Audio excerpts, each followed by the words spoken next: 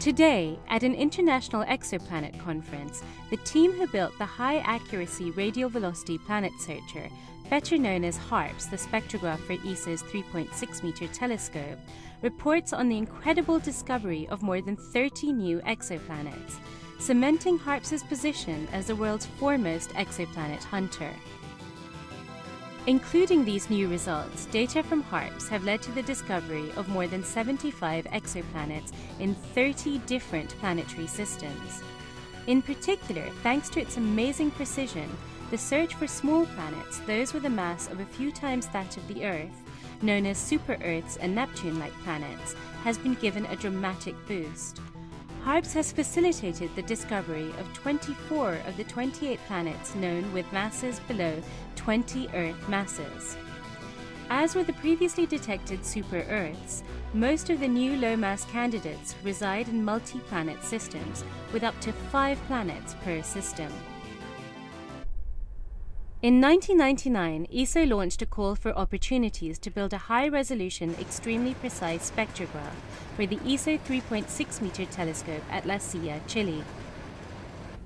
Michel Mayor from the Geneva Observatory led a consortium to build HARPS, which was installed in 2003, and was soon able to measure the back and forward motions of stars by detecting small changes in a star's radial velocity, as small as 3.5 kilometers per hour, or a steady walking pace.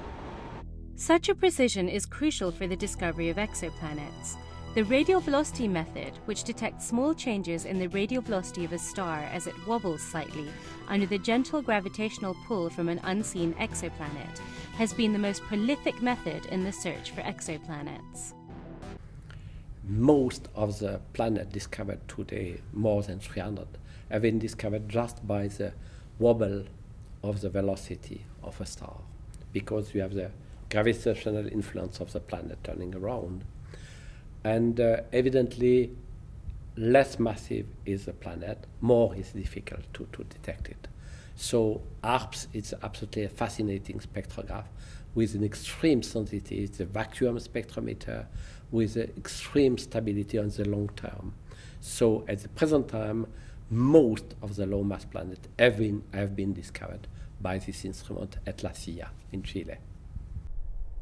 In return for building the instrument, the HARPS consortium was granted 100 observing nights per year during a 5-year period to carry out one of the most ambitious, systematic searches for exoplanets so far implemented worldwide, by repeatedly measuring the radial velocities of hundreds of stars that may harbor planetary systems. The program soon proved very successful. Using HARPS, Mayor's team discovered, among others, the first super-Earth around Mu Ara, the trio of Neptunes around HD 69830, Gliese 581d, the first extrasolar planet in the habitable zone of a small star, and the lightest exoplanet ever detected around a normal star, Gliese 581e.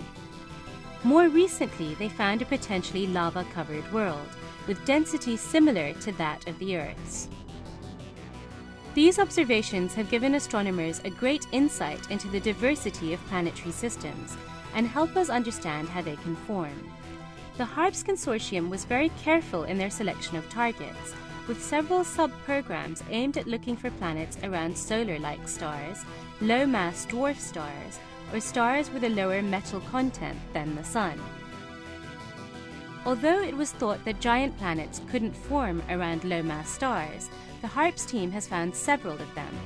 The number of exoplanets known around low-mass stars, so-called M-dwarfs, has also dramatically increased, including new super-Earth candidates.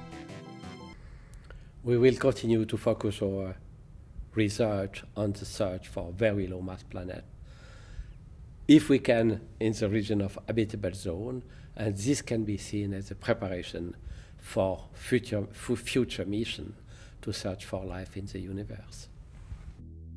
Although the first phase of the observing program is now officially concluded, 2 new observing programs have been started, and the team still expect many new discoveries from the first 5 years of measurements. There is no doubt that HARPS will continue to lead the field of exoplanet discoveries, especially pushing towards the detection of Earth-type planets.